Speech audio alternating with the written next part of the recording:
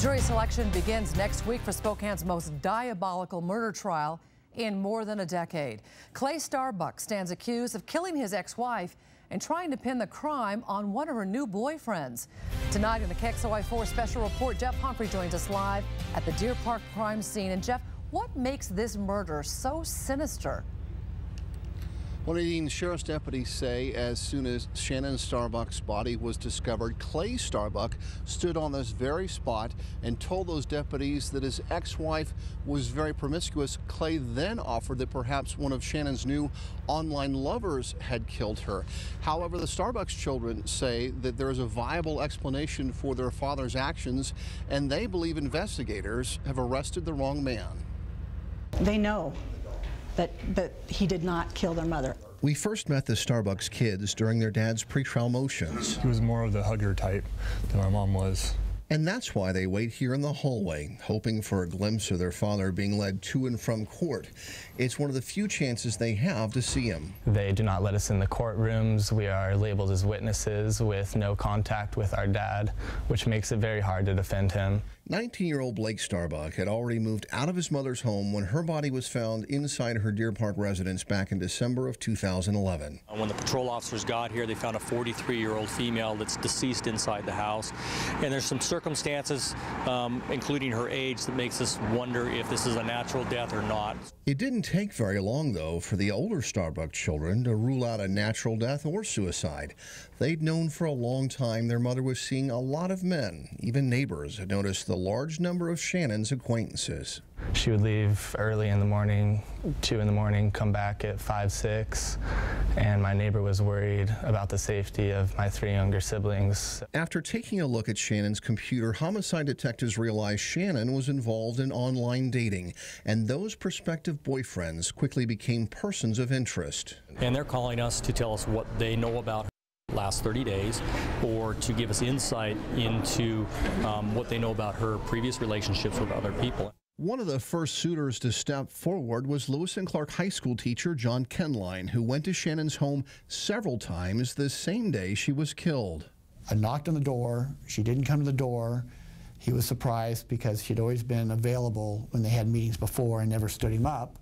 And so he actually even walked around the house trying to find out if something was wrong. When Kenline learned from investigators what had happened to Shannon after she was already dead, he was even more determined to help sheriff's deputies identify her killer.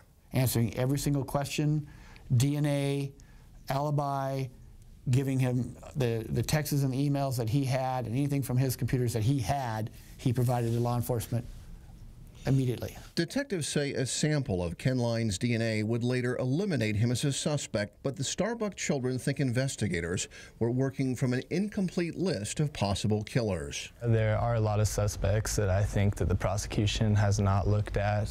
Why do you think that your dad is not the most likely reason your mom's dead?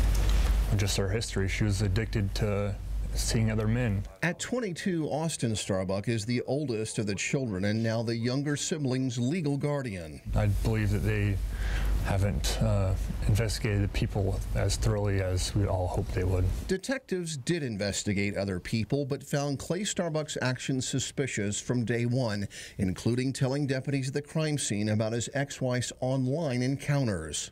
Yeah, he was telling the truth. He was providing them with all the information that he thought would be helpful in the investigation, and they saw that as him trying to push them in a different direction, but it was just him telling the truth. Truth, whole truth, and nothing but the truth. I did. During trial, detectives may also tell the jury that Clay owed his ex-wife $9,000 in back child support when Shannon was murdered. We are aware of the amount that was supposed to be paid out, so yes, we look at that as possible motive. It just does not make sense that he would leave us all parentless over $9,000 when he made plenty of money. While the Starbuck children believe their dad's innocent, Shannon's mother and brother also suspected Clay from the very beginning. I knew from that moment that Clay had murdered her. She was not someone who would just sit back and let someone run her life for her. She was a fighter, and she fought until her last breath. And that last breath is what detectives think dispatchers heard when Shannon called 911 as she was being strangled.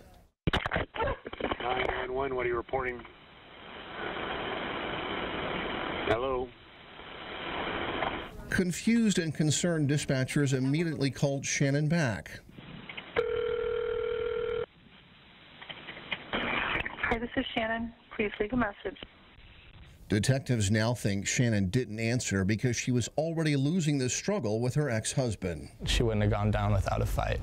My dad did not have any marks on him. But detectives say they did find male Starbuck DNA on Shannon's throat, cheek, and cell phone. Her sons say that's not surprising, given that Shannon and Clay shared this same home until they were separated for the divorce. My dad had driven her vehicle. There's DNA all over that house, and it would just be as easy for her to touch a sweatshirt and do her makeup in the morning, and she would have that trace DNA on her hands and neck, but it was not found anywhere else. You honestly don't believe your dad killed your mother? No. No, not for a second. Whoever killed Shannon Starbuck also sexually violated her remains. We want to send a message in this case, so we're going to charge as much as we can on Mr. Starbuck and try to prove it in court. Shannon Starbuck's death has divided a family and left 5 kids with the prospect of having no parents in the future. I'm very worried that he is being tried for something that he did not do, and there is not sufficient evidence. I think that there is someone out there that is the real killer, that is probably having a beer at night while my brother and my family goes through this for over a year. And I'm tired of it. And that's because Clay's big sister says he's cooperated with investigators at every turn and didn't even ask for an attorney even after his arrest. And it isn't blind devotion. If I thought my brother did this, not for 1 second would I support him. He did not do this. He is an innocent man. You mark my words. Record keeping, I will. And Nadine, detectives say when they were able to search Clay Starbuck's home, it's about a mile from here, they found Shannon Starbuck's death certificate tacked up on a wall inside his closet like it was some sort of trophy. However, the Starbuck children say their dad put it there simply so he wouldn't lose it as he tried to wrap up Shannon's estate. Meanwhile, prosecutors say if they win a conviction in this upcoming trial, they'll ask a judge to send Clay Starbuck to prison for the rest of his life. Reporting live in Deer Park, Humphrey, KXLY4.